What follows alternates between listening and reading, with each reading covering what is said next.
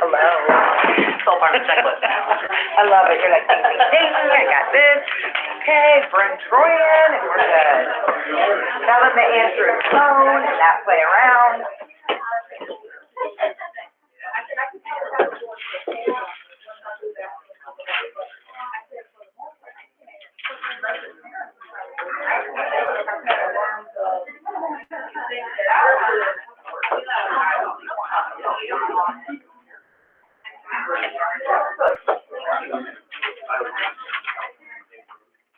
Archie, before we get started, can I get your signature? No. One more time on this, buddy.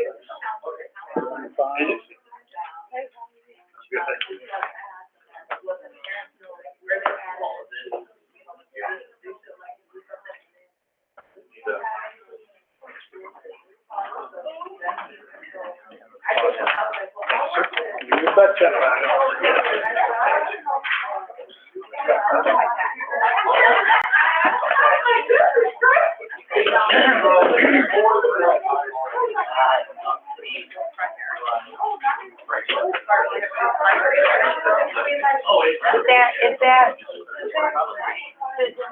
Is that written or writing for the donation?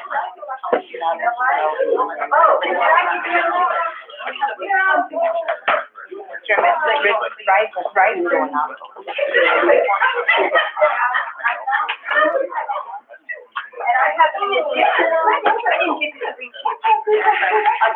There's an additional donation that I need to read off that didn't get in the packet. Okay. Okay. All right. Troy, are you there? I'm here. Okay. I didn't know we had left the other meeting. Yeah, we left the other room. Yeah, I figured that out. We didn't bring you with you. We just left you. I was just sitting there.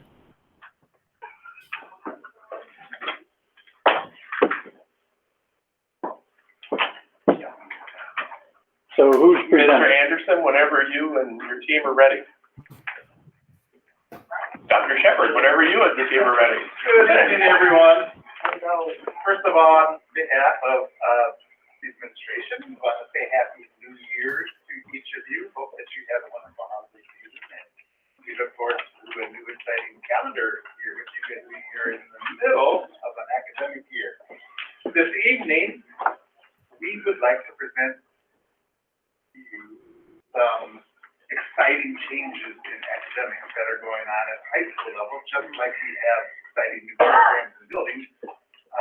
We are revamping the entire look of schooling to meet really the needs of where our learners are today and thinking of their futures and how they can best be prepared to face the world, whether that is continued education at the higher ed level or if that is moving directly into the workforce or moving into the military or any of the options that they may have.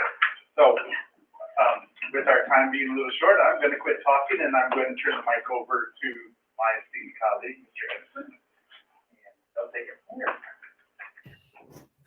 Good evening, everyone. Good evening. Happy New Year.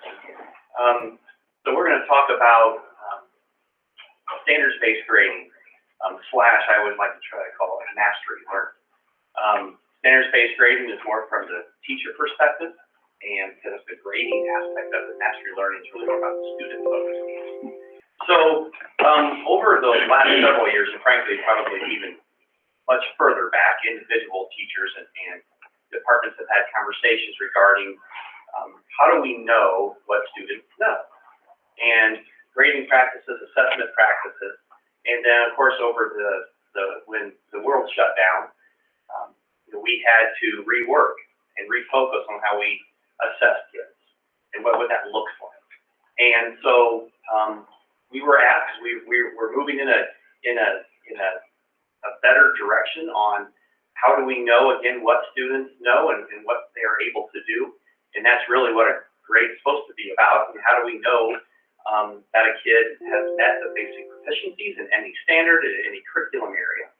So we have come to you today, myself, this is Adams from Freshman Division, and Brian Bennett and Dr. Shepard to present some of the concepts, the topics, the philosophies on what we're doing at Elkhart High School. This is a grade 9 through 12, all-in approach. So when I talked about standards-based grading / mastery learning for a couple of years now, especially when the pandemic hit, I really talked about 4 tenets. I don't know why I ever used the word tenet. I think I would like to change that word. That's what we started with, so that's what I'm keeping with. We've had 4 basic tenets. 1, that grades represent what students know and can do. That's what a grade is. If you ever got you probably did got a grade card and got lettered grades, and what did that mean?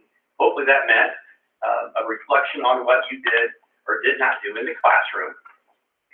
Second, the timing of when the student provides evidence of learning is far less important than actually knowing. So that, in a nutshell, if a kid doesn't understand something on let's say September 10th, but they work their butt off, they work hard, the teacher keeps working with that student, then on December 1st, they know it, well, that's the point. There wasn't any give up time, they kept moving, interventions took place, the student kept fighting what they needed to know, because ultimately most of our curriculum course is based upon week after week after week after week of work, of teaching and learning. So we don't want to penalize the student for working hard and finally getting it. And so that's really important. The third basic tenet, assigning grades based solely on averaging points, not the best assessment of learning, that's just an average. We need to look at trends, improvement over time, and then meeting proficiency levels. They're much better indicators of learning.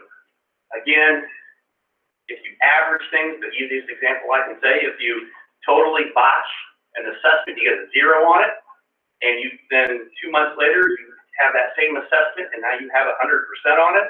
If you average it, you still have an F. Always been the case in education, makes no sense, I'm a math guy. And so ultimately, where does that student end up is the most important thing when it comes to learning, because did they meet that proficiency benchmark? And so that's like averages in general just meet averages. They don't talk about trends, they really don't talk about learning, they just deal with an average. And then the last basic tenet, if students pass a final exam, assessment, project set looks very different in whatever class you guys have ever been to, or you've had a son or daughter or grandchild go through classes. What different curricular areas expect, for example, in most of our elective areas, especially let's say art, there's always like a project, not a multiple choice test.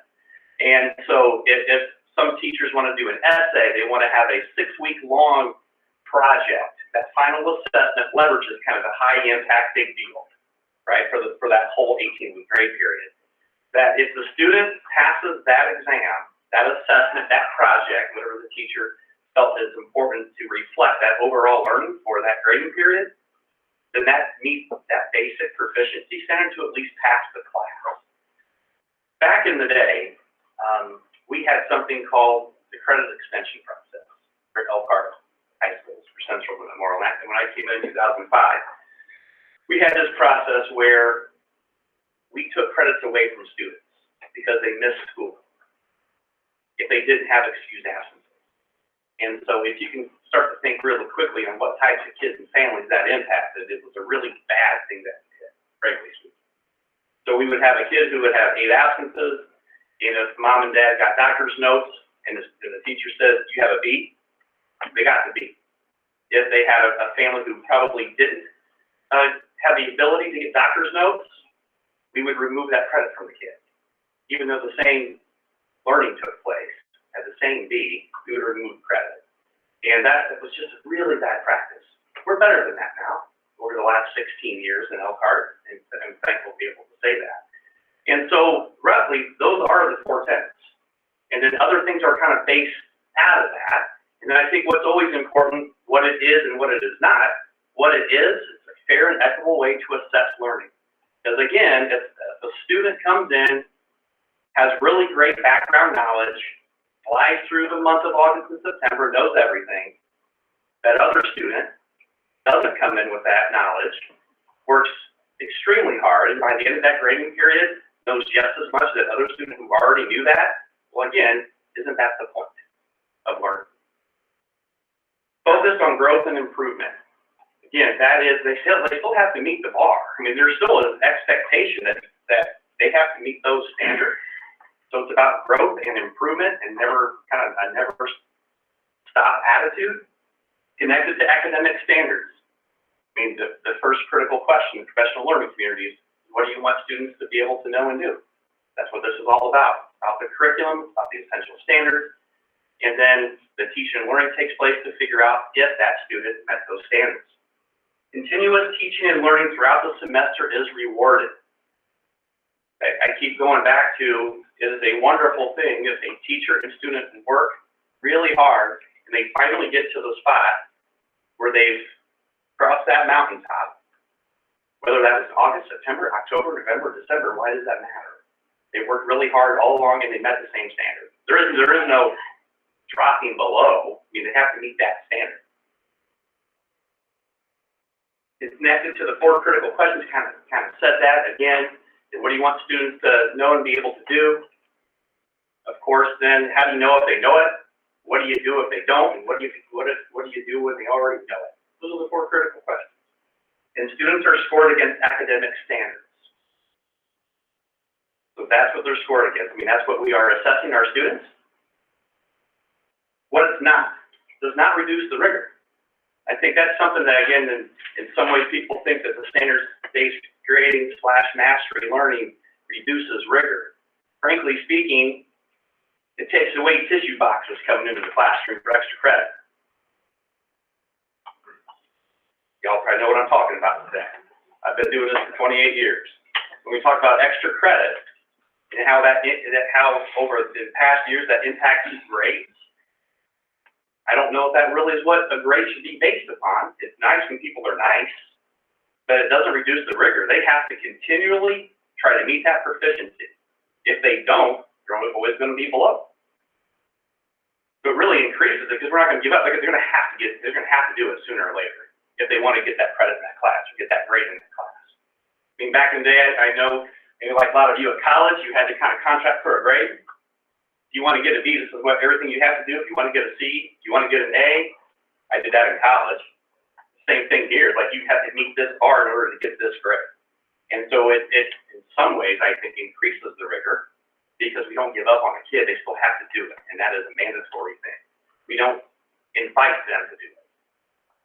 It is required.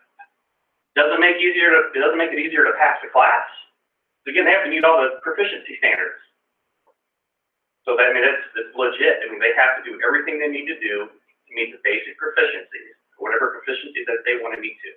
Doesn't replace the A through F grading system. I think that's been a conversation sometimes when people hear about this, like, kids are still getting letter grades. I think what that looks like for parents will look a little different as we start to transition.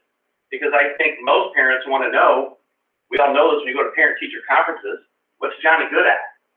Well, he got an 83. Well, what's he good at? Well, that maybe 3, got a B-. What's that mean?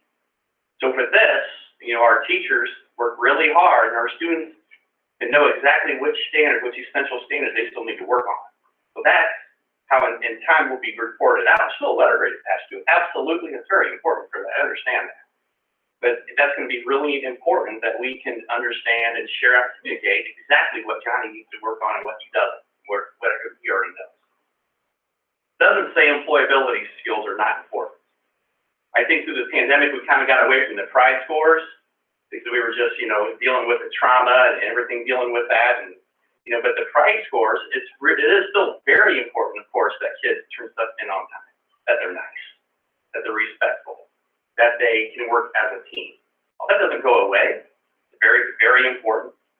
It doesn't change report cards. Again, in time, I would hope that as an education system, we can report out to the parents at a higher level on what their son or daughter can know, what they're able to do and what they're able to know, not just a single letter grade. Again, I really don't know what that means. And doesn't compare student to student. Think the summa, magna, and cum laude piece of it, like here are all the kids that met this bar. Please stand up and be recognized. You know, it doesn't officially have to get into what Carrie did versus Bethette versus Kelly, whatever the case may be. it's like, this is where the bar is. We're not competing student versus student. This is high school. It's their own academic grade. So that is kind of, that's the big rocks. That's the policy, the philosophy that we're working on to make sure that we are assessing our kids in a way that's true and equitable and in that. So at this moment, I will turn it over to Brian Bennett to go over some more detailed approach to this. Good evening. My name is Brian Bennett. I've been an employee here at Elkhart since 2015. I started as a teacher at Memorial High School and still Memorial. I've been teaching since 2009 and doing standards-based grading in some form since 2010. So I've got a long time in this. I've spent a lot of hours in research and reading. And as part of that, I've been training teachers here at Elkhart since 2017 on using standards-based grading in their classrooms. And that's become more formalized over the last several years. I'm now doing professional learning for staff across the district. My title is Professional Learning Coordinator. So I'm involved in staff training, planning, preparing, bringing in outside speakers, but all of it's focused on instruction in some capacity. So on the screen, I've got I want to kind of tell a story of two students and how it relates to standards-based grading, just to put some numbers and faces and people to this. These are actual students from a class last year. This is in the same course, now given there are two different times within the course, but these are taken directly from Canvas. So I've talked with the teacher that this course came from and gotten her permission. So on the left, we have a student. If you follow from top to bottom, it has 0, 0, 15, 0, 0, 52 out of 60 on the test. The student on the right had one late assignment and got a 10 out of 54 on that test. Now, if you were to crunch these grades real quick, both students have a 54% in the class. So my question would be, just to kind of think about for a moment, is when these parents got that report card, 54% doesn't tell me a whole lot. It just looks on paper like I have two students who failed the class. On the other hand, we could say both of these students, one, I would give credit to one, maybe not to the other. Because when it really comes down to it, standards-based grading or mastery learning is looking at what can the student do. That's what a grade is. It reports what they know based on my content. So the student on the left-hand side didn't turn a thing in, but they know all of the material. They have learned the material in that class. They can show it on the test. The student on the right-hand side turned everything in, but arguably hasn't really learned anything yet. Now, there are other factors that could be considered, right? The student on the right-hand side might have severe test anxiety. They might have reading or writing disabilities. There's all these other things that could play into that. The student on the left, maybe they're repeating the course. There's all these factors, and really what standards-based grading gets down to is that as a teacher, I have the data to be able to say, student A on the left, we've got some issues where we got to work them out. If you're not turning work in, that makes my job really difficult. We're going to talk to mom, we're going to talk to dad, we're going to talk to their counselor. Let's get this stuff fixed up. You pass the class because you obviously know it. Let's focus on these other life skills that you're struggling with. That's where the pride scores come in. It's a great hook back into that system, especially at secondary where we haven't really done a whole lot with it yet. Elementary's done a lot more work with it, and this gives secondary kind of a foothold in that arena. The student on the right-hand side, we can look at our test-taking strategies. So if we're looking at SAT, ACT prep, if we're doing ASVAB, whatever comes into that, we can take that kind of life skills side of it. But I can also say they have done the work and they know something, but maybe the test isn't the best way for them to show me that something. Maybe we need to do some other kinds of assignments, some alternative assessment, some kind of performance. It could be a discussion with them. There's other ways we can evaluate that student. The point is that averaging puts these kids kind of in a fuzzy area. And these are definitely extremes. The student on the left is not the average student. The student on the right is not the average student, but they highlight that area where we're kind of wading around when we look at grading averages only. So standards-based grading on the whole, like Mr. Anderson just said, we are looking at student to standard performance. The student on the left-hand side may be able to give me clear indications of learning in discussions and practical examinations. I was a science teacher, so we did lab practicals all the time. I had kids who could do the thing. They couldn't spell the thing, but they could do it. And that's really what I cared about. Do you know the material? Student on the right-hand side, same kind of thing. We've got those other areas where we can work on. But I'm looking at the student and their performance on the standard in any way that I can as a teacher. And that's what I spend my time doing when I'm working with the staff. Is we're looking at how is our curriculum geared towards giving students opportunities to show me what they know, and for then me as a teacher to give that student feedback towards growth.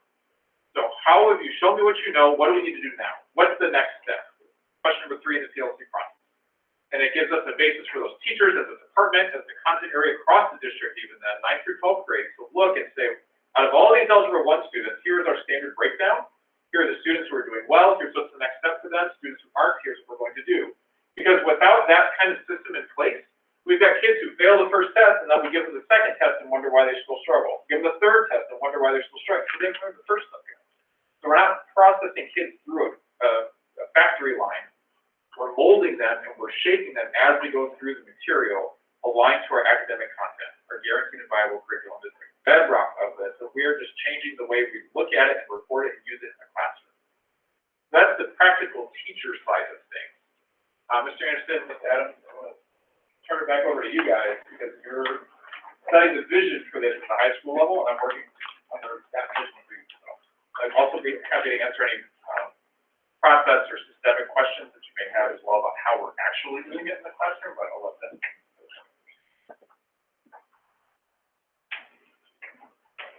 So if there's questions right away, so please feel free to, fire them out. Yeah. So is this something that is being used in higher education, colleges, universities?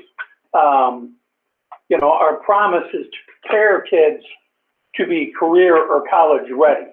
Does this grading system prepare them to be career or college ready?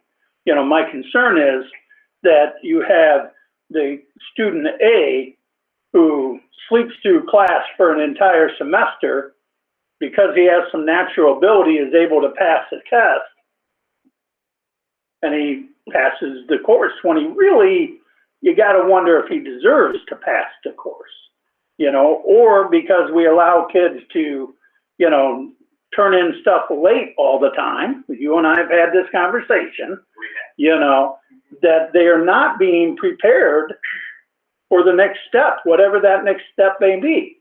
Because when I give my employees an assignment, it's not optional as to when it's to be completed. It is to be completed when I say I want it done. And they don't get credit for doing it late. They don't get their grade or whatever. They get fired if they don't. So, are we preparing them? Are we living up to our promise? Yes.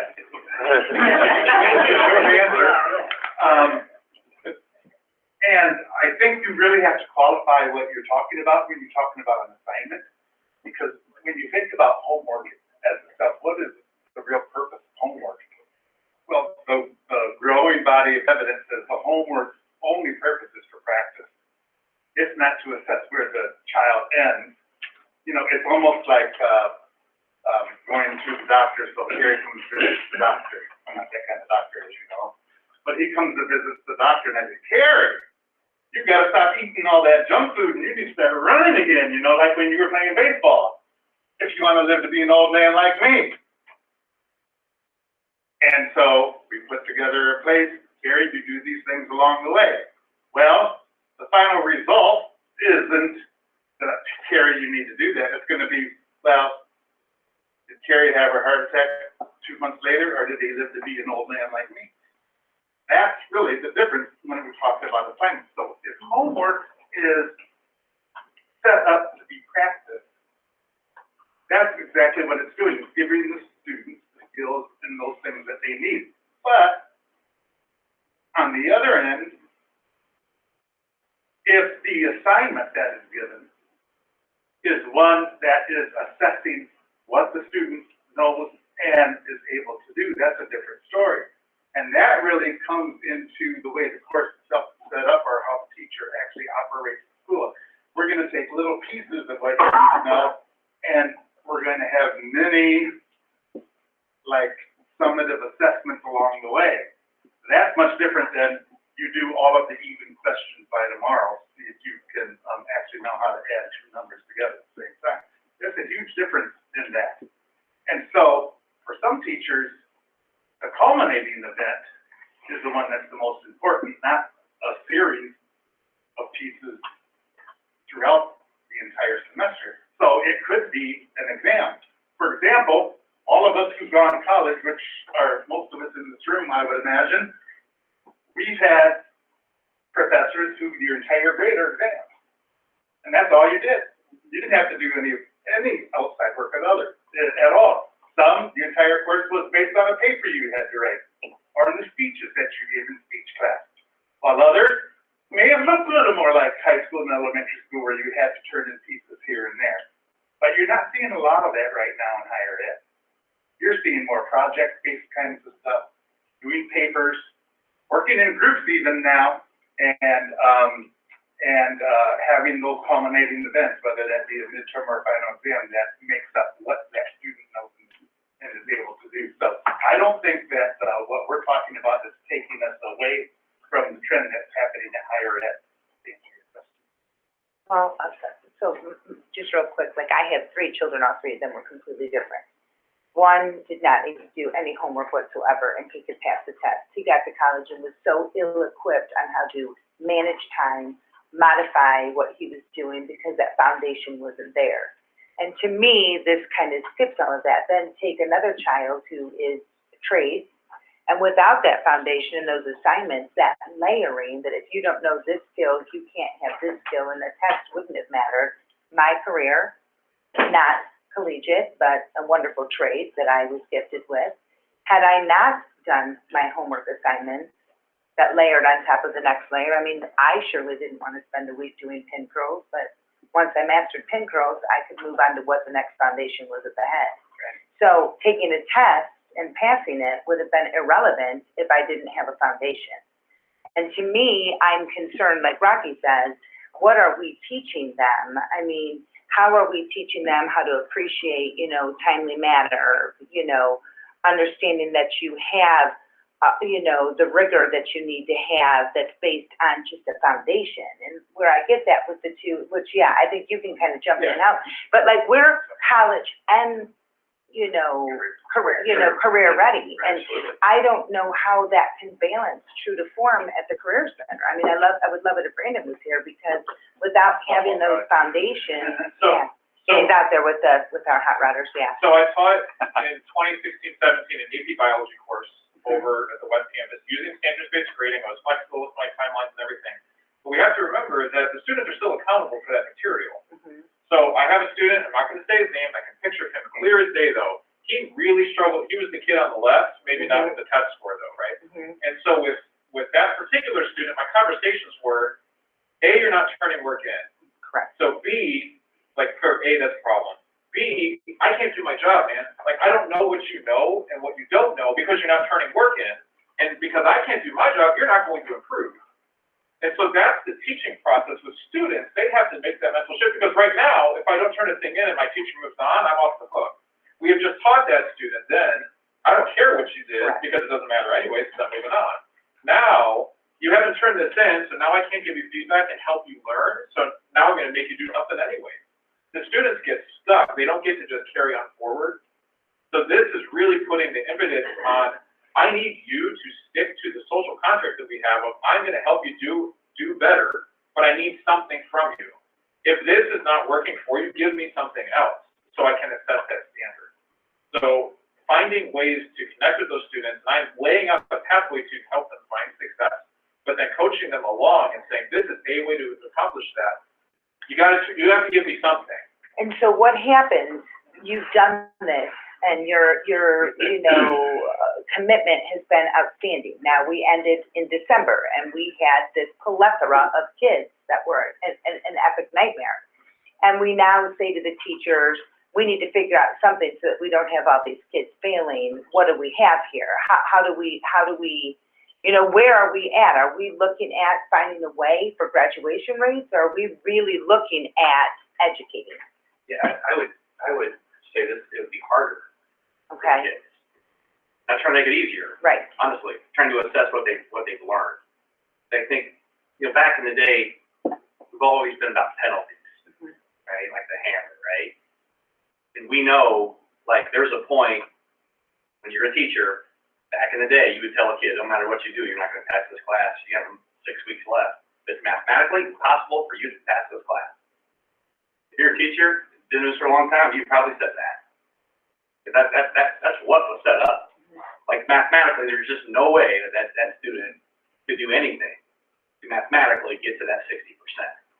This is all about, I don't care, like, for example, the bar exam, right? One of the hardest things probably to pass. It doesn't matter what that person did in the first 5 tests.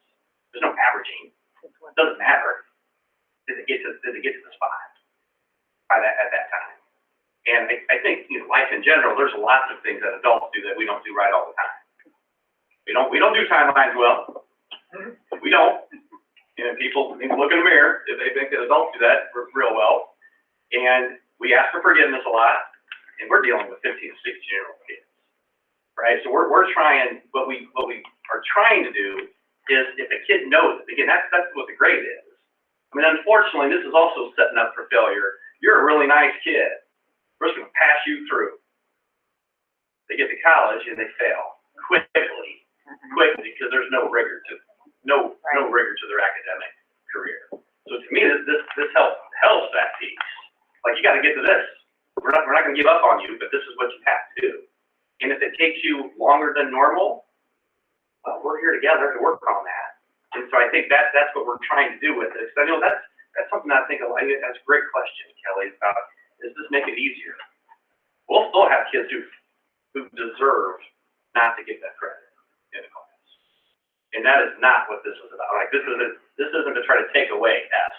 I don't like S. I don't want S, because it creates all this stuff, credit recovery, retaking classes, extra teacher time.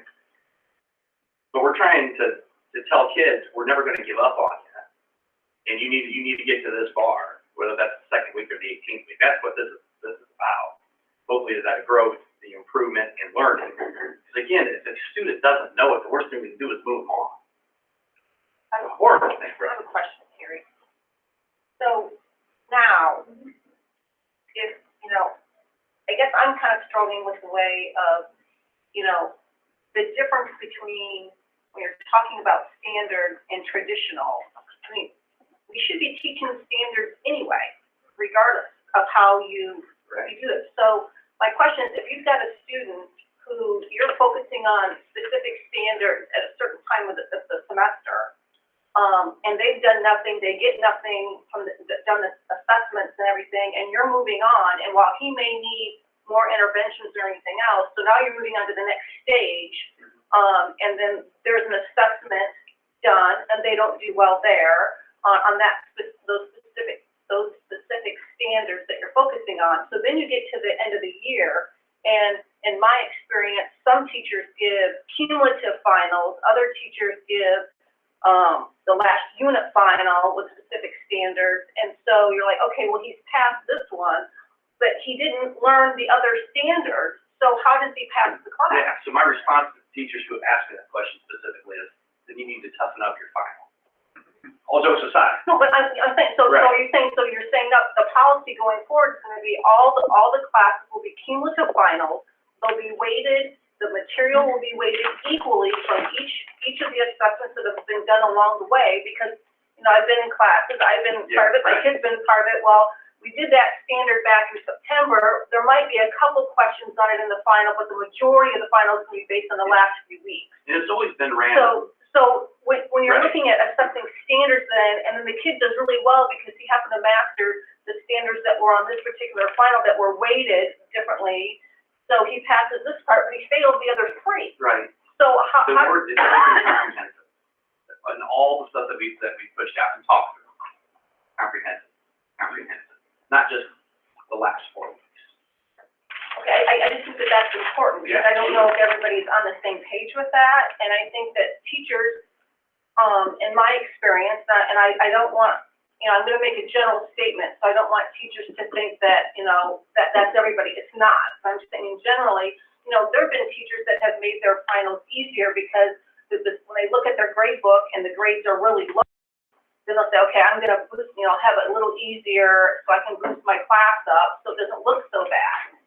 We can also say, oh, that doesn't happen. It does happen. Or what about the employer who says to me, what is going on? I've got kids coming out that we're hiring and they can't read.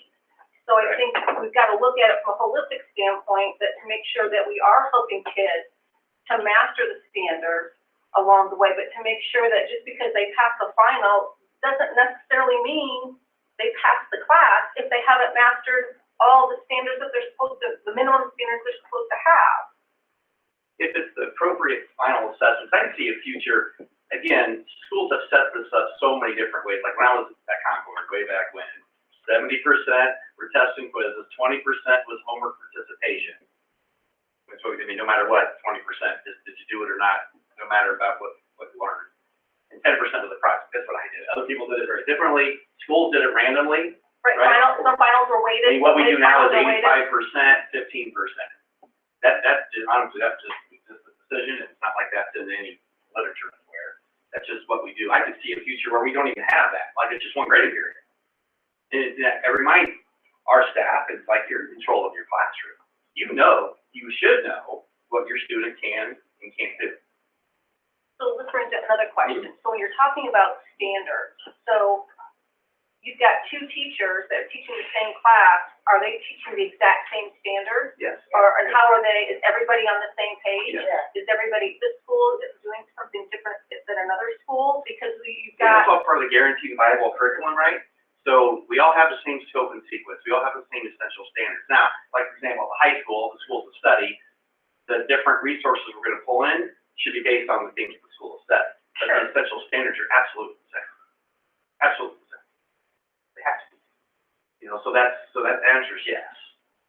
and then you build in the rigor with that. So you can teach the standard, but if you don't have the rigor there to help prepare these kids to go to college, to go to career, that's the other piece of it. Right. Because when you look at the data of our kids that are going to college, they're not being successful as where they should be, as much as they should be.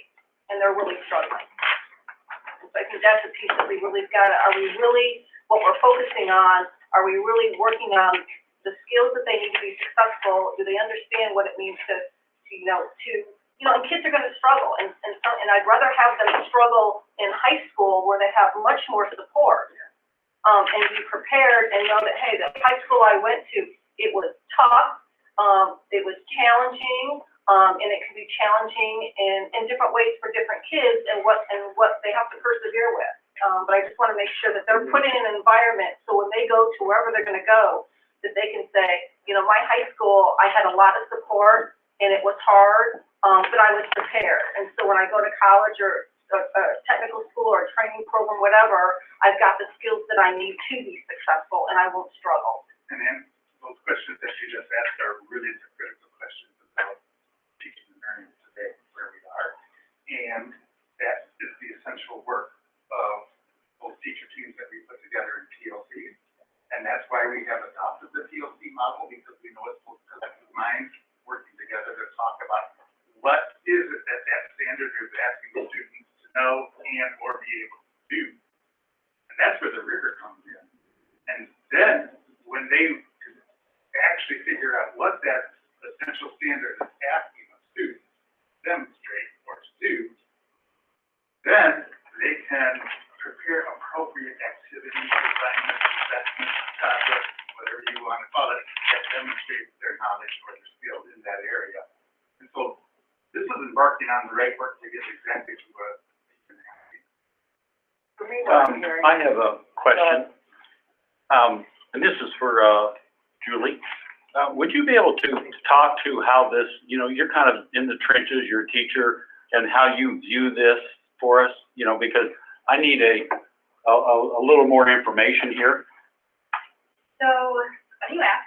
My son is a freshman, and he's in honors algebra 2, and his teacher was doing standard-based grading. I also teach algebra 2, and I did not start out that way as a semester, and I absolutely love that I could see in Canvas what standard she was focusing on and what he missed. I mean, his grade might fluctuate from an A to a D because you put that standard in and it's weighted by standard, you know, still did the assignments, and of course you do the assignments, you're learning the standard. So then we could focus on what standard was it he needed to work on, and he did, and then he earned that standard grade back. And so that actually motivated me to turn my Algebra 2 class into standards-based, and then so I still gave like a traditional test, but I told them what standards were on there, and then I went through and kind of check marked. It was like ones and zeros. They hit the standard, they didn't hit this one, and then so they could go back and they knew which standards they could focus on, and they could continually make those up or show that they knew those standards. Yes, I would still move on, but those kids, instead of like having to retake this like 2-page test, they only had to focus on the standards they didn't match the first time. Instead of getting 75% over and over, like this is what I need to focus on. And I think, yeah, that kids didn't do it. I still failed, but I had kids that I think I would have lost, who went back and tried and made up those standards. I had one actually super excited. He failed Algebra 1 and he just worked really hard when he knew what standards to focus on. And then so he basically just gained his Algebra 1 credit by mastering Algebra 2 as well. I did not do standards-based with my dual credit IB Tech quantitative reasoning class.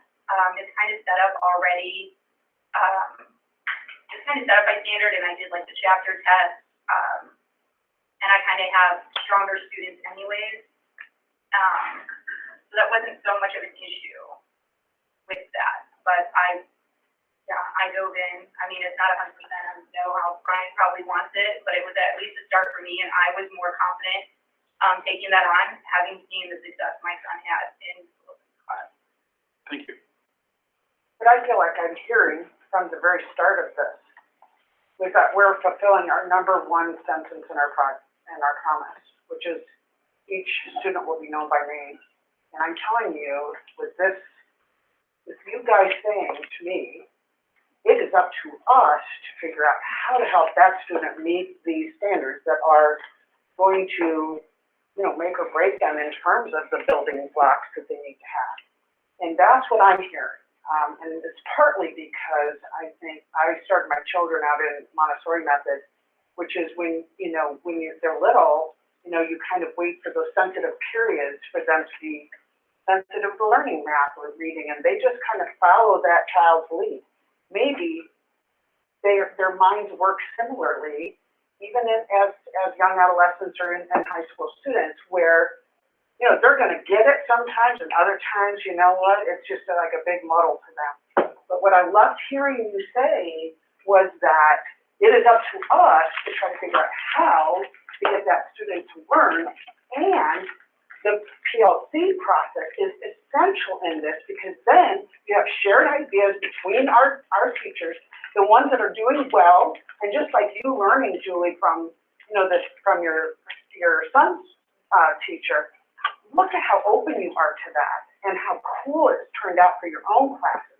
That's what this is all about to me. That's what I'm hearing. I'm excited. Because to me, it's like taking each child by name and figuring out what they're sensitive to learning in this moment, and then figuring it out. What a cool way to unlock their potential. Thank you for considering this, in my opinion. I would just say that I think it has been discovered that traditional learning, where you're just sitting in class, listening and not doing anything, doesn't work for most kids. And I think this gives them the opportunity to play at their strengths and display what they know, how it's best. I might be best at a report. Somebody else may be best at creating something. Somebody else might be best at a project. The more opportunities you give kids to display what they know, how they learn best is better. And it doesn't make it easier. It makes kids more accountable for their learning. And they do learn life skills through this, because if I have to work with Ms. Adams to figure out what I have to learn, communication skills and cooperation and time management and accountability. So it's just a different way of doing things, but this is just the direction education is going.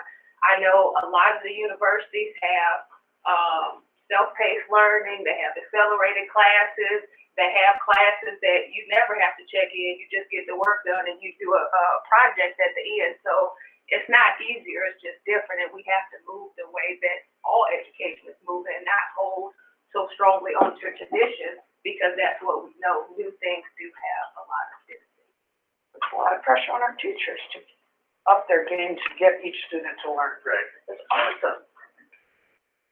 And I would say it's also been proven that kids retain more and understand better when they're learning actively instead of just learning passively. You can remember better if you are actively involved in the process. You learn best by doing, so if the teacher's doing all the doing, who's doing all the learning? The teacher is. But if the kids are doing the doing, who's learning? The kids are. So, exactly.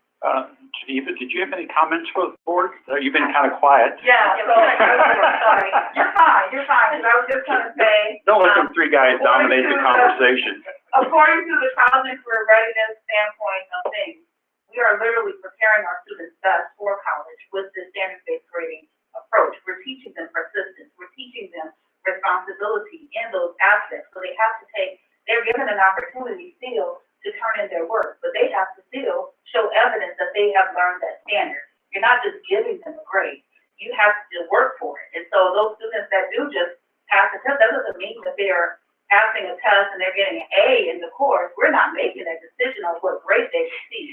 They still have to show the evidence to the teacher that they have mastered, they have become proficient in that standard. So we are literally teaching them all of the employability skills that we talk about with our PRIDE initiative. This lines up exactly through that. It's like one big circle that all just comes together and it all lines up. I mean, it's all in this textbook together. So everything plays and works together in that piece. So I was just wanting to answer that piece on that part. So sorry.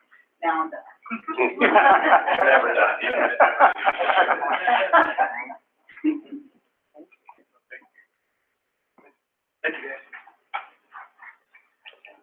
Okay. Take a 5-minute break, then we'll be back for our public hearing.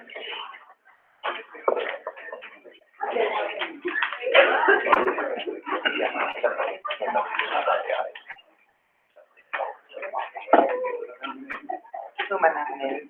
Oh, yeah.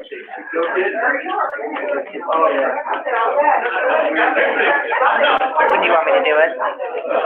After the pledge, and we'll do this organizational meeting first.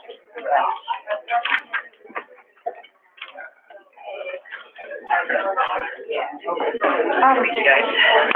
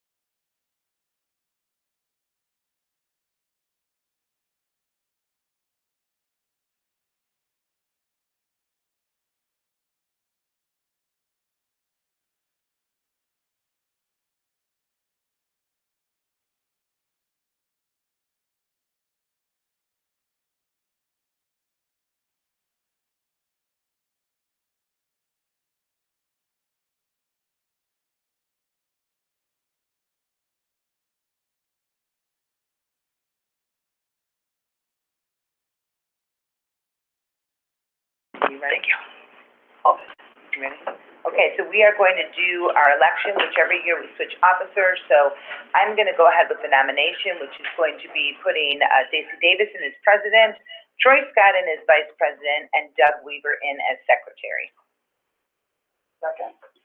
We have a motion and a second. Do you have any discussion from the board? Do we have any discussion from the audience? Seeing none? Mullen, Aye. Yvette Bowling, Aye. Ann Vondervellen. Aye. Doug Weaver, Aye. Troy Scott, Aye. Stacy Davis, Rocky Enfield. Aye. We have our conflicts of interest.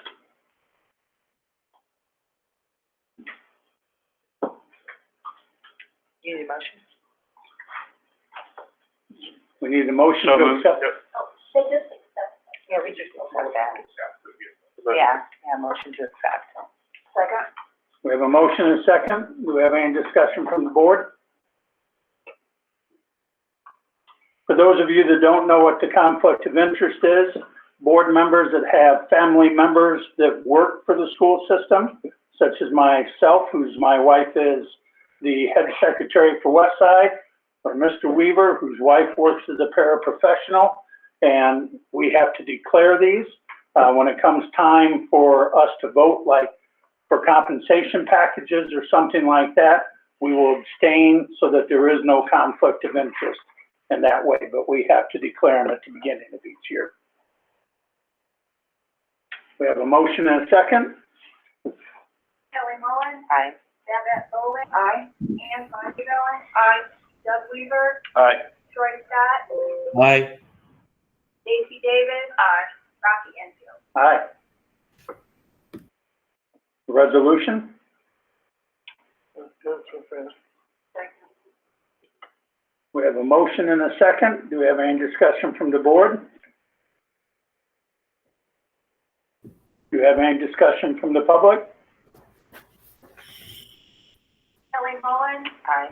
Yvette Bowling. Aye. Ann Vondervellen. Aye. Doug Weaver, Aye. Troy Scott, Aye. Stacy Davis, Rocky Enfield. Aye. This part of the meeting is adjourned. We now have the Board of Finance annual meeting.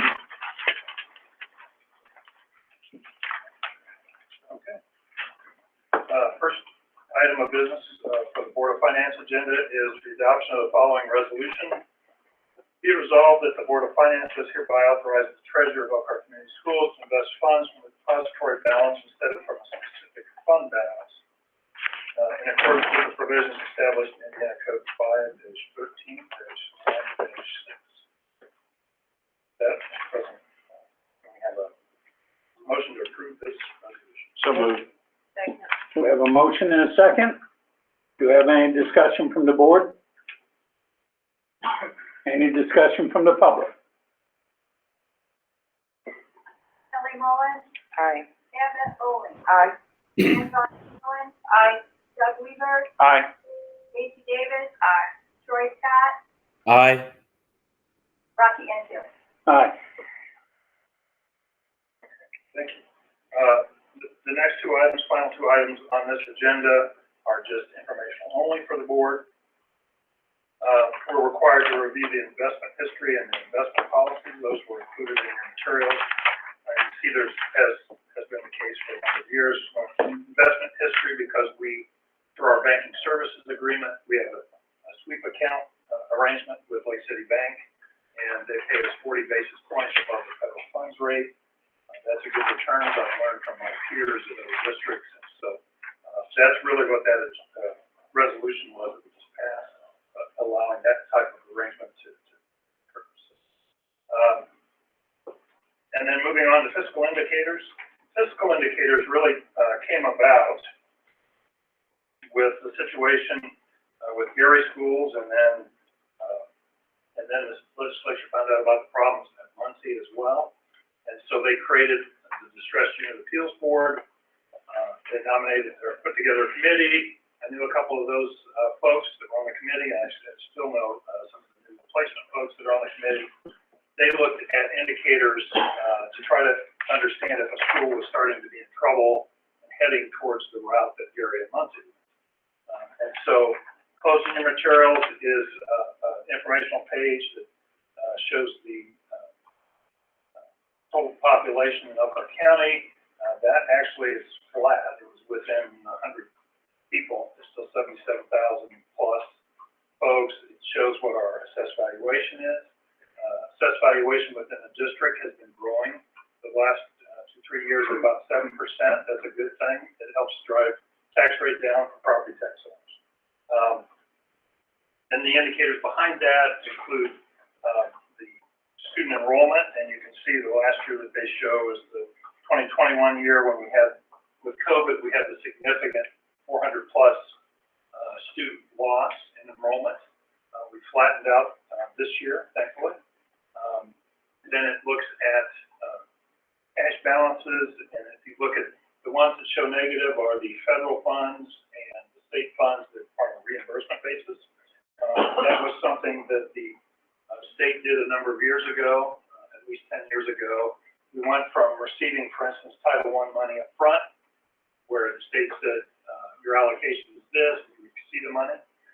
They flipped, it was cash flow for the state, they flipped to reimbursement. We had to spend it first. We knew what our allocation is. And so each month when you get our monthly financials, those fund accounts show negative balances, and we send reimbursement requests to the state. Do those reimbursement requests happen monthly, or those quarterly, or how? No, we're doing Monthly.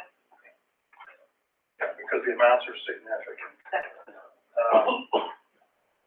And then as you flip down, let's see. Annual deficit and surplus, you can see the last couple of years we've been in the positive range. That'll be true again for 2021 when they get those results. And then the page I like, if you look at the fund balances as a percent of operating expenditures, those are fund balances for the education fund, the operations fund, the rainy day. That has been on the rise, very good thing. So the district is in good position. We're doing all right, and that concludes my comments on fiscal indicators. Thank you. Thank you. This part of the meeting is adjourned. We now move on to our public meeting. I'll ask you to once again rise and repeat the pledge. I pledge allegiance to the flag of the United States of America and to the republic for which it stands, one nation, under God, indivisible, with liberty and justice for all. Thank you. Mr. Weaver? The Elkhart Promise. Every student is known by name, challenged, and supported by highly effective staff, and in partnership with the community, will graduate college, career ready, and ready, life ready. Thank you. The public has opportunities to address the board after every agenda item. If we are voting on it, you have an opportunity to give input. You're restricted to 3 minutes. At the end of the meeting, there is a chance for open comments for something that is not addressed in the board packet. If you wish to address the board at that time, on the seats, there is a white booklet. At the back of that, there is a information sheet. Put your name, your address, and the reason for addressing the board. Give it to Mrs. Ott, and then you'll be called up to address the board at that time. And again, you'll be limited to 3 minutes. So now we have our moment of pride. We have some young folks who would like to come and tell us about some exciting stuff going on.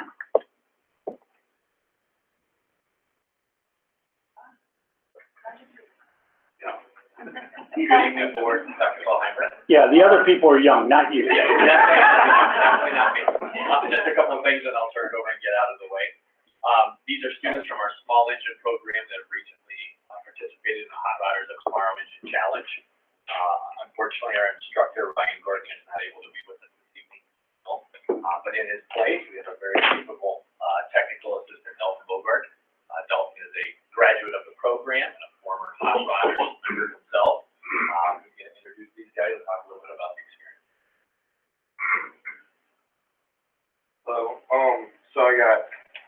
AJ, I got Alex, and I got John, and I got Louise. So, a little bit about these guys. AJ did front end, Alex did cylinder head, John did bottom end, and Louise did table. So we tear apart a small block Chevy to the cam and the crankshaft, and they're only using hand tools, and it's gotta be all put back together in under 32 minutes.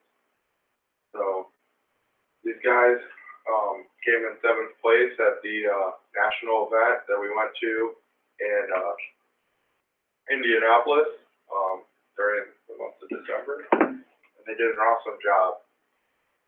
Some of these guys are seniors and some of these guys are juniors. And I think they had a good time at the event. I think some of them want to share how they did at the event, some experiences. Hey guys, any of you guys want to say something? I'm Alex, by the way. It was definitely a good experience for all of us. There was a lot of pressure put on us from when we do stuff in the classroom to when we front of a whole crowd. We had really good confidence in each other, but some of us, we did make our mistakes, but since we did 4 runs, we tore it apart, put it back together 4 different times, and each time we got better, so we learned from our mistakes, and there was some people that made mistakes and some that didn't, and, vice versa, so, everything that was, learned from there, we're gonna put it towards the future when we do it again, and basically, since we did it 4 times, we just did everything better each time, so we took that and just kept moving forward. We didn't look back and look at it in a bad way, so we all know we could have done better, but we took what we could and we did our best, so.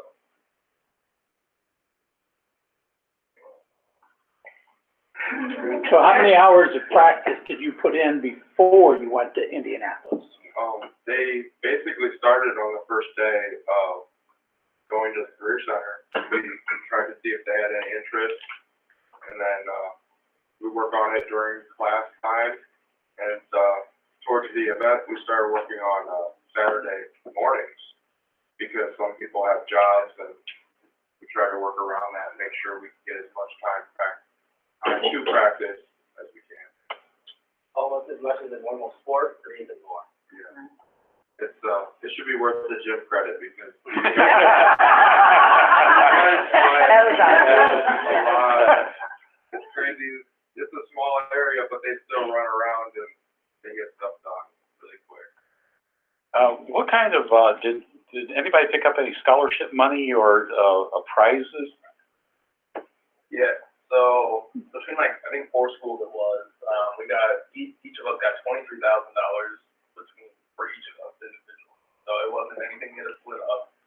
It was 23,000 for each of us between 4 schools. We got around 7,000 apiece per school. So that was really good. But one thing, if anyone is interested in the program or anyone that wants to do this in the future, one thing about it, do not wait to get motivated. Don't wait until last minute. 'Cause a couple of us, including myself, I didn't think I was motivated. I didn't think I was motivated until almost last minute. So I hustled the last time because I knew the team needed me, and I was starting to get interested in myself. So if you think you're going to be interested, put 100% effort in from the beginning, because then your team will be so much better. But there was a couple of us that did slack, but when you think you're going to do it from day one, you do it from day one. Don't overthink yourself. That's all I got to say. If kids want to join, do you have to have any, previous skills or prior knowledge or anything? No, it's open to anyone in the class. Yeah, all of us started from the bottom, basically. Are you guys recruiting? So you think would be good at it? Yeah, we're trying to get more, the automotive classes into it, so they could possibly do a team too. It's not closed, we're trying to get as many people to do it. Like a JV or whatever. Yeah, because we have mornings and PM Oh, classes. sure. So this was the PM class, usually we have an AM class too. Just, you two are going to where? We're planning on going to UNOH, University of Northwestern Ohio, so that's our goal. And then, I don't know about these guys, we really didn't talk about it, but me and AJ here are best friends, so we basically, talk every day about what we're doing and everything, so, that helps out, but, if these guys want to, what do you think? Yeah, I thought I'm going to UNO for the,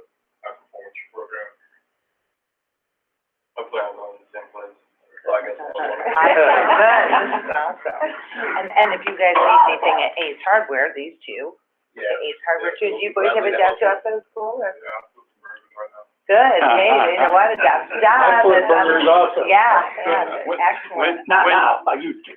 This When is you, the- We go to Glen, and then we're Elkhart guys. Oh, you guys are at Penn, awesome, good. when you reassemble an engine, and you have to do it in under 32 minutes, Mhm. does that include torquing the bolts to the right torque? Correct. And they check you? Oh, Yeah, Mhm. it's gotta be able to run perfectly. So we don't make it run, but it is able to run. It's basically, you cram what a normal person would do to get an engine to run perfectly. You do that in 32 minutes, and then there's 4 judges around us making sure we're doing that correctly. If you don't do it correctly, they give you time penalties. So you try to do speed, but also do it correctly, which is very hard. You know, speaking towards your dedication, I happened to be out there in December, and it was a Monday, and it was an e-learning day, and I was talking to the teacher, Ryan, and I said, what are you guys doing in here today? And I said, it's an e-learning day, I'm surprised to find anybody around. And he says, we're really hitting it up because we're going to Indianapolis for the hot rodders, and I think that speaks to you guys' dedication. You know, you could have took a day off, well, I shouldn't say day off, you could have done e-learning, and, but, you know, congratulations on your success, that's awesome. And the teamwork between the two schools and the relationship is awesome, and I hope that, like, over there at Penn too, Mr. Thacker knows how amazing this was, that what you guys did. Yeah. Awesome. And it creates good friendships too. Yeah. None of them, like, when we came in, we didn't even know each other, we were like scared to talk to each other, just brought us all together, and it's made us so good friends, so that's also a plus of the whole program too. I'm just curious, what was the fastest time that won? Do you guys know? 18 minutes. competition, like in the competition, In the competition you guys won. in a competition setting, I've seen a team that did it 16 minutes. And it was a team from back one years ago. Yeah. Wow. It was, the other team. I was on the EM class, and it was the AM crew that did it. You know, they made third place that year. So Alex, I have to tell you, what you said earlier about go all in, give it your best, go 100%, those are words to live by. Yep, sir. Not just for this, but in every phase of your life. Congratulations, gentlemen. That is outstanding.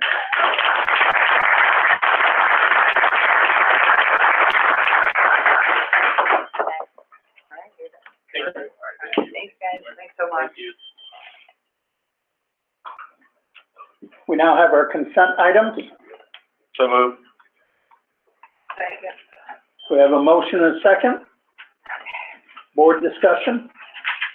Oh, okay, let's see, I get the privilege of the donation approval, so we have one, I'm hoping I say the name right, but if I'm wrong, I apologize. The Ridson family, a donation of $400 to the swimming program from the Mary Abigail Ridson Memorial Foundation through the Community Foundation of Elkhart. Then we have, Obico did a $500 for the cheerleading. Thank you, Jason. He is very giving when he donates. Another one is a $300 donation to the high school track program that's anonymous. Then we have another one, $250 for the cheerleading program from the McCluster group. And we have $500 to the Elkhart High School cheerleading from the Edward F. Camp Wealth Management. Another one from More Ride for our cheerleading for $200.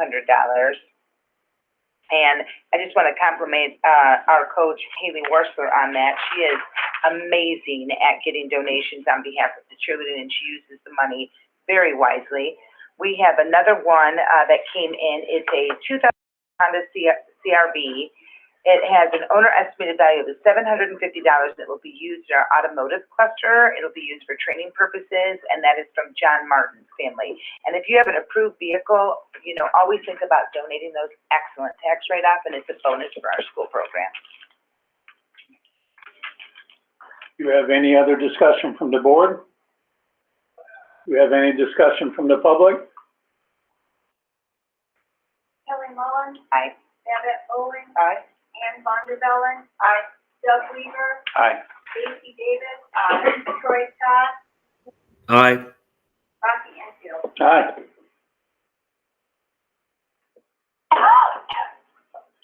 Okay. Under old business, just to provide you a COVID update, having come off of winter break, as you can see on the information that I provided you, that we were at kind of our lowest number there with those 3 days in December prior to break, and then I clustered those 2 weeks that we were off together, so we were down in about 30 positive cases during that time.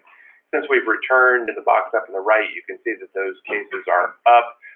Those figures are a little bit misleading in that probably about 25% of those were from cases that are reported now, but were from the tail end of break.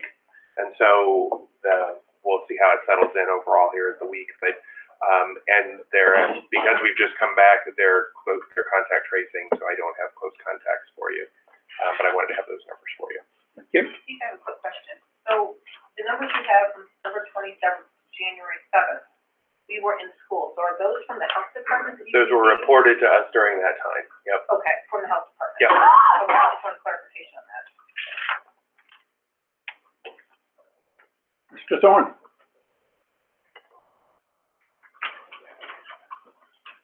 Thank you. Here, new business, we have a proposed revision to the compensation plans for employees in technology services. That change is merely a title change. The current position is entitled Infrastructure Services Coordinator. We found that in industry, especially the technology industry, nobody knew what that job was, which is why we are recommending to change that to Systems Administrator. That is a vitally important position within tech services. They have provided me with a copy of the position description, if you're interested in reading that. But we are seeking your approval of the title change this evening and asking you to waive second reading. Move to approve. Second. We have a motion and a second. Do we have any discussion from the board? Any discussion from the public? Kelly Mullen. Aye. Babette Bowling. Aye. Ann Vondervellen. Aye. Doug Weaver. Aye. Troy Scott. Aye. Stacy Davis. Aye. Rocky Enfield. Aye. Thank you, and I know that Jason thanks you, as well as other tech services reps here. Thank you. The conflict? It's just, Yes, I do just one conflict.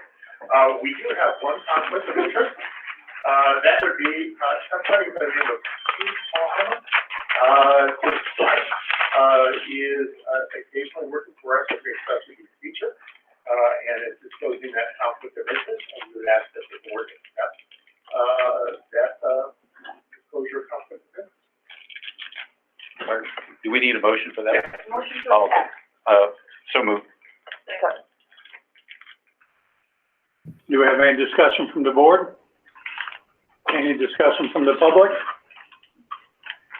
Kelly Mullen. Aye. Babette Bowling. Aye. Ann Vondervellen. Aye. Doug Weaver. Aye. Troy Scott. Aye. Stacy Davis. Aye. Rocky Enfield. Aye. Thank you. Jason?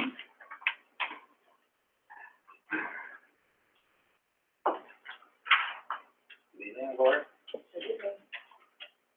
The district has 581 iPads that reached their end of life, the one-to-one program. And so the business office is seeking board approval to sell them to, different companies, to get bids from different companies to sell them back to fund the one-to-one program. Move to approve.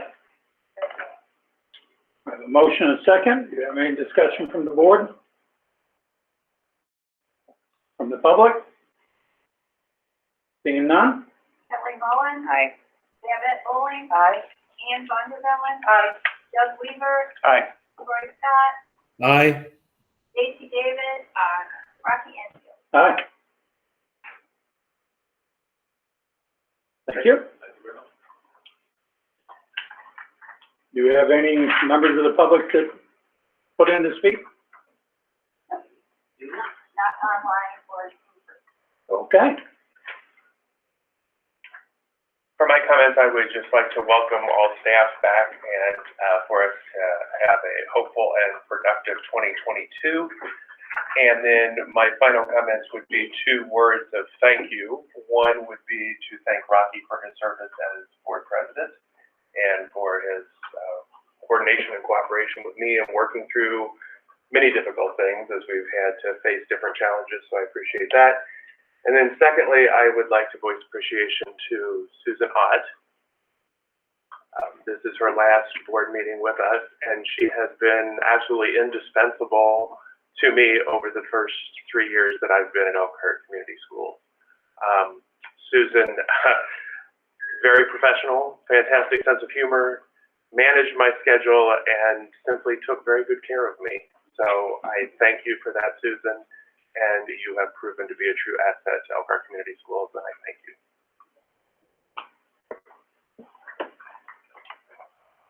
Susan is not only the superintendent's secretary, she is also the secretary to the Board of Trustees. So we have some gifts for her to show our appreciation from the board. I didn't have to put it on the agenda.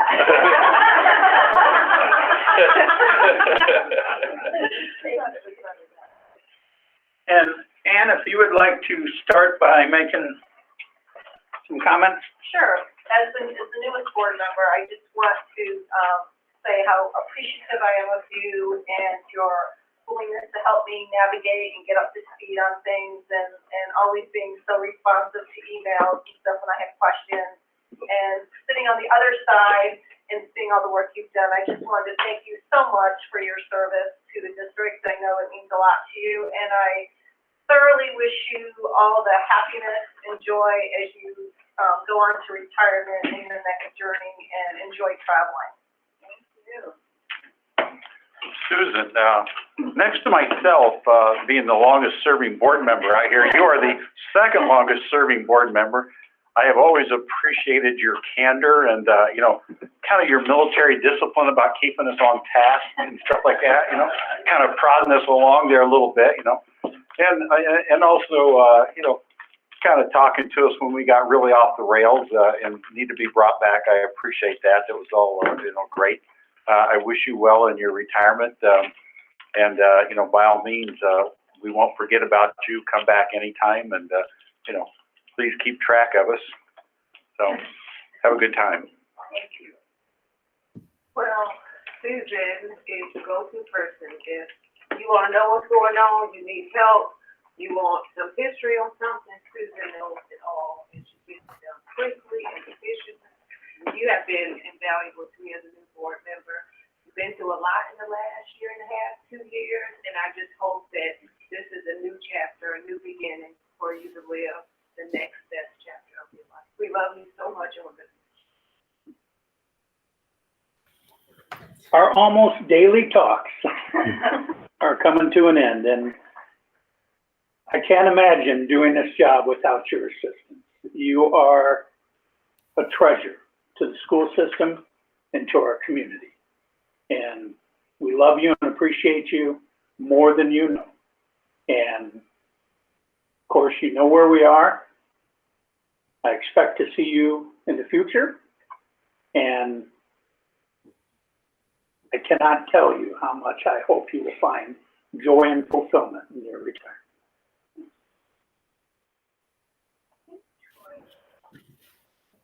Sorry. I cut you off.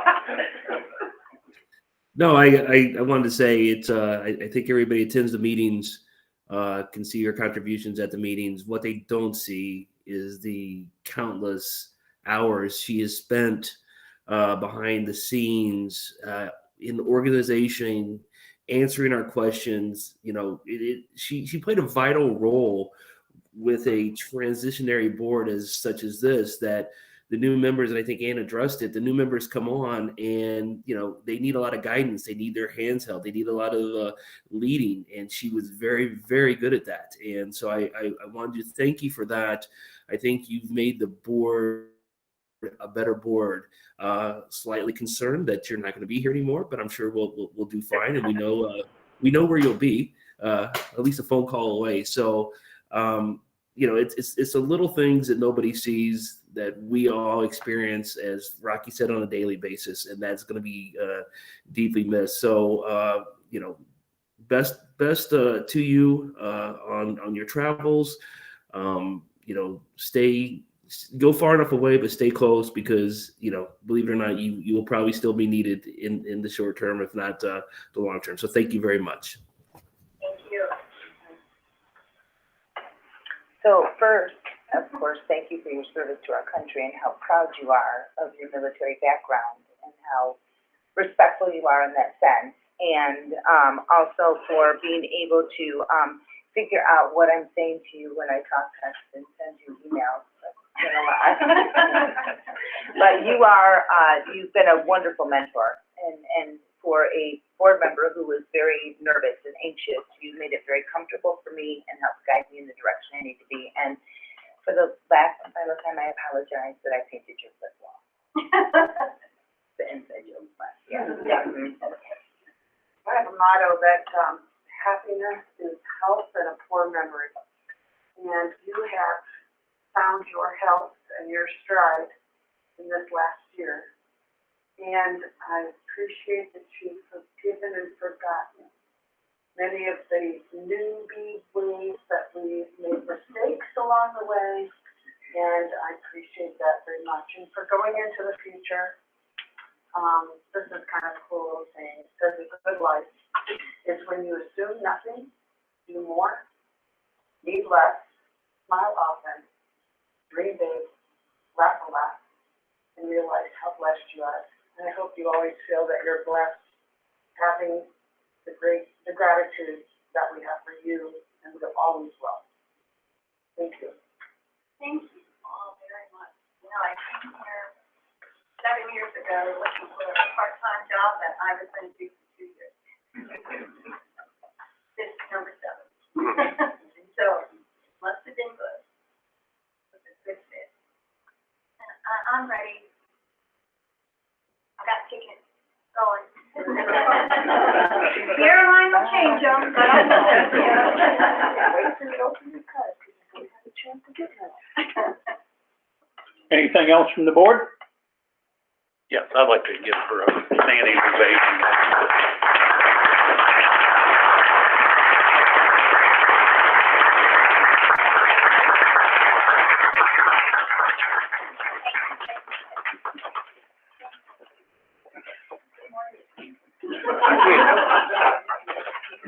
We are adjourned.